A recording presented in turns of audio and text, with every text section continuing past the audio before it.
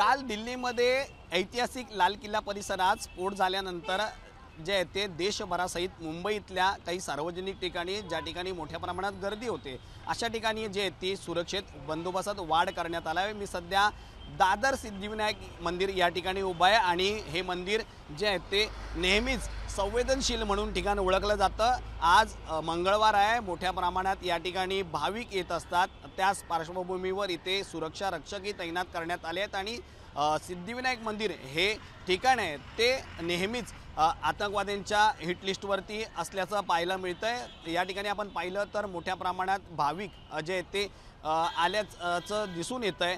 मात्र इथली सुरक्षा व्यवस्था जर आपण पाहिली तर दादर स्थानकाकडे जाणारा जो रस्ता आहे त्या ठिकाणी एक पोलीस रक्षक ते तैनात करण्यात आले आहेत आणि हा जो आहे तो गजबजलेला नेहमी मंदिराचं हे ठिकाण आहे आणि मोठ्या प्रमाणात दादरमध्ये जे आहे ते मुंबईकर जे आहे ते मोठ्या प्रमाणात सिद्धिविनायक मंदिरात दर्शनासाठी येत असतात। याच पार्श्वभूमीवर पोलिसांकडून ही खबरदारीचं आवाहन करण्यात आलं आहे। व्हिडिओ जर्नलिस्ट राजेश धोत्रेसह मी महेंद्र जोईल, जय महाराष्ट्र न्यूज, मुंबई।